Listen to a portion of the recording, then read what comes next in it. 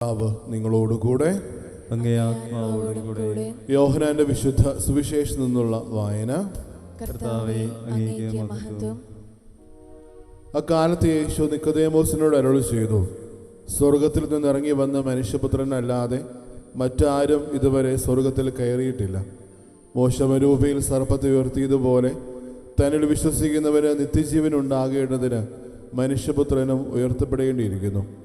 എന്തെന്നാൽ അവരിൽ വിശ്വസിക്കുന്ന ആരും നശിച്ചു പോകാതെ നിത്യജീവൻ പ്രാപിക്കുന്നതിന് വേണ്ടി തൻ്റെ ഏകജാതന് നൽകാൻ തക്കവിധം ദൈവം ലോകത്തെ അത്രമാത്രം സ്നേഹിച്ചു. ദൈവം തൻ്റെ പുത്രനെ ലോകത്തിലേക്ക് അയച്ചത് ലോകത്തെ ശിക്ഷയ്ക്ക് വിധിക്കാനല്ല, പ്രത്യുത അവൻ വഴി ലോകം രക്ഷ പ്രാപിക്കാനാണ്. കർത്താവിൻ്റെ സുവിശേഷം. ക്രിസ്തുവേ, അങ്ങേക്ക് സ്തുതി.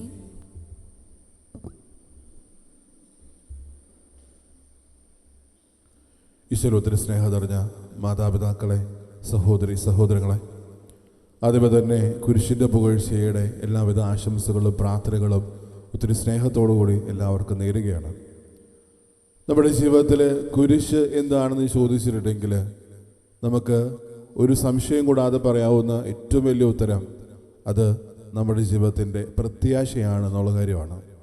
കാരണം പഴയ നിയമത്തിലേക്കും അല്ലെങ്കിൽ പ്രസ്തുത ലേഖനങ്ങളിലേക്കൊക്കെ ചെല്ലുമ്പോൾ ഒരു കാലഘട്ടത്തിൽ ഈ കുരിശ് പരാജയഭീതിയുടെയും അല്ലെങ്കിൽ അത്രത്തോളം അവരോരോരുത്തരും അവമാനിക്കപ്പെടുന്നതിൻ്റെ ഒരു അടയാളമായിട്ടാണ് ആ ഒരു കാലഘട്ടങ്ങളിൽ കരുതിയത്.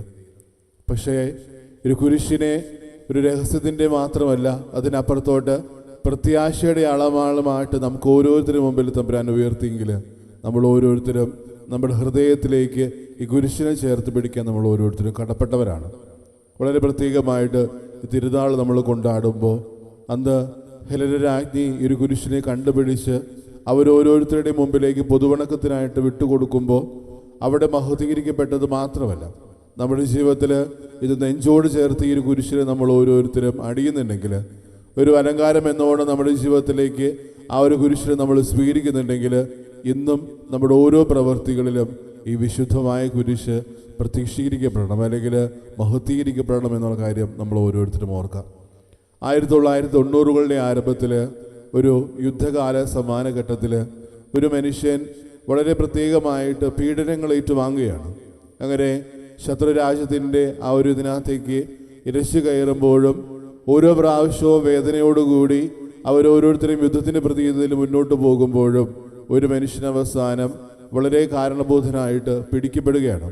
ഇങ്ങനെ ഒരു മനുഷ്യനെ പിടിക്കപ്പെട്ട് ആ ശത്രുക്കളുടെ പിടിയിലാകുമ്പോഴും ആ ഒരു മനുഷ്യൻ്റെ ജീവിതത്തിൽ പ്രത്യാശ നഷ്ടപ്പെടുന്നില്ല. തൻ്റെ തന്നെ സഹകാരികളായിട്ടുള്ളവർ ഓരോരുത്തരും മനുഷ്യന് എന്ത് പറ്റുമെന്നുള്ള ബോധ്യത്തിലായിരുന്നപ്പോഴും ഈ മനുഷ്യൻ്റെ പ്രത്യാശ ഒരിക്കലും നഷ്ടപ്പെടുന്നില്ല. അങ്ങനെ അവസാനം അവരൊത്തിരി ബുദ്ധിമുട്ടുകളുടെയും വേദനകളുടെ ഒടുവിൽ ഒരു മനുഷ്യൻ തിരികെ അവരുടെ കൂട്ടത്തിലേക്ക് കടന്നു വരികയാണ്. അപ്പോൾ അവർ ചോദിക്കുന്ന ഒരു കാര്യമുണ്ട്, നീ എങ്ങനെയൊരു പ്രത്യാശയെ കൈവിടാതെ ഇത്രയും ദിവസം ശത്രുരാജ്യത്തിൽ നീ അവരെ കൂടെയായിരുന്നു എന്ന് ചോദിക്കുമ്പോൾ ആ ഒരു മനുഷ്യൻ അത്രയും ദിവസം തൻ്റെ കൈപ്പിടിയിൽ ഏറ്റവും ഭംഗിയായിട്ട് ചേർത്ത് പിടിച്ച ആ കുരിശിനെ കാട്ടുന്നുണ്ട്. സ്നേഹമുള്ളവരെ, നമ്മുടെ ജീവിതം പലപ്പോഴും പരിശോധിക്കുമ്പോഴും ഈ കുരിശിനെ നമ്മൾ എത്രത്തോളം നമ്മുടെ നെഞ്ചോട് ചേർത്ത് വയ്ക്കുന്നുള്ള കാര്യം നമ്മൾ ഓരോരുത്തരും ഓർക്കണം.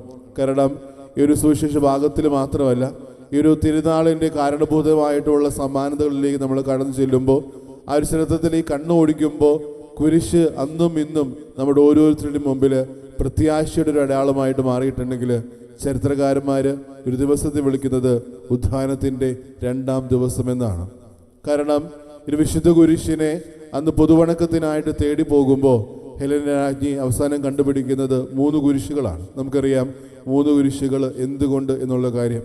അങ്ങനെ യഥാർത്ഥത്തിൽ ഏത് കുരിശ് എന്നുള്ള ചോദ്യത്തിന് അവസാനം തൻ്റെ കൂട്ടത്തിൽ തന്നെ ഒരു രോഗിയായൊരു മനുഷ്യനെ ചേർത്ത് പിടിച്ച് ആ ഒരു കുരിശിൽ നിന്ന് ഒരു സ്നേഹപ്പം കാണിച്ച് യഥാർത്ഥമായ ക്രിസ്തുവിനെ കുരിശെ തന്ന് തിരിച്ചറിയുകയും പിന്നീട് കാലാന്തരത്തിൽ ആ ഒരു കുരിശ് യുദ്ധത്തിനെ പ്രതീതിയിൽ അവർക്ക് നഷ്ടപ്പെടുത്തു പോവുകയും പിന്നീട് വന്ന AD 329 ആണ്ടിൽ പിന്നെയും ആ ഒരു കുരിശ് പൊതുവണക്കത്തിനായിട്ട് സ്ഥാപിക്കുന്ന ചരിത്രത്തിലൂടെ നമ്മൾ കാണുന്നുണ്ട്.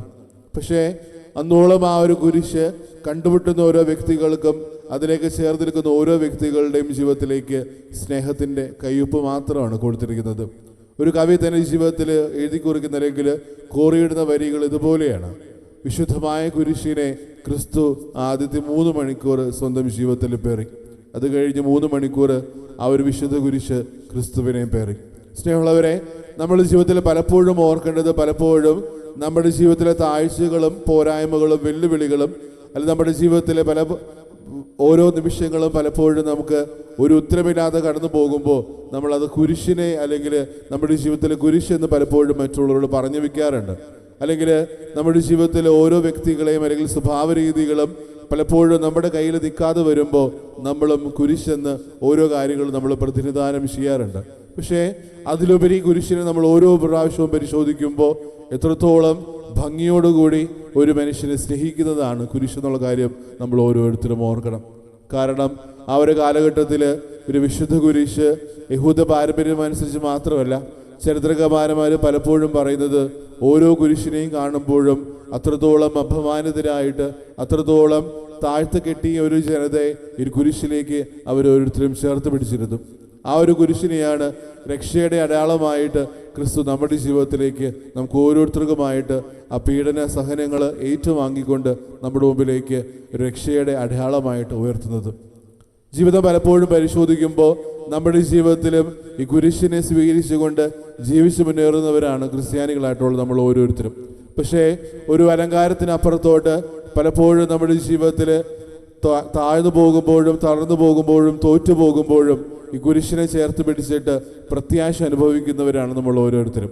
പലപ്പോഴും നമ്മുടെ ചുറ്റിലും പരിശോധിക്കുമ്പോൾ പഴയ കാലഘട്ടങ്ങളിലേക്ക് ഓരോ ദേശത്തേക്ക് കടന്നു വരുമ്പോൾ നമ്മുടെ ആദ്യമാതാപിതാക്കന്മാരൊക്കെ അവർക്ക് ഏറ്റവും ഉയരങ്ങളിലുള്ള മലകളിലായിക്കോട്ടെ, ഏറ്റവും ഉയരങ്ങളിലായിക്കോട്ടെ, ഒരു പ്രദേശത്തായിക്കോട്ടെ ഈ കുരിശിനെ നാട്ടിക്കൊണ്ട് പലപ്പോഴും ചുറ്റിലുമുള്ള മക്കളോട് പറയുന്നൊരു കാര്യമുണ്ട്: നമ്മൾ എത്രത്തോളം വീണു പോയാലും ഈ കുരിശ് നമ്മളെ ഓരോ പ്രാവശ്യവും അനുഗ്രഹിക്കുമെന്നുള്ള കാര്യം.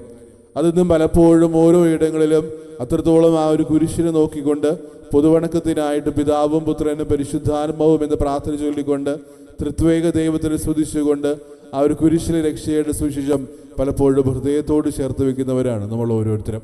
പക്ഷേ നമ്മുടെ ഈ ജീവിതം പലപ്പോഴും പരിശോധിക്കുമ്പോൾ ഇതൊരു അലങ്കാരം മാത്രമായിട്ട് മാറിപ്പോകുന്നുണ്ടോ എന്നുള്ള കാര്യം നമ്മൾ എപ്പോഴും ഓർക്കണം. കാരണം നമ്മുടെ ജീവിതത്തിൽ നമ്മളും ഈ ഒരു കുരിശിനെ സ്വീകരിക്കുന്നുണ്ട്. അത് നമ്മുടെ ജീവിതത്തിൻ്റെ അടയാളമായിട്ട്, നമ്മുടെ ജീവിത ചിഹ്നമായിട്ട് നമ്മൾ സ്വീകരിക്കുന്നുണ്ട്.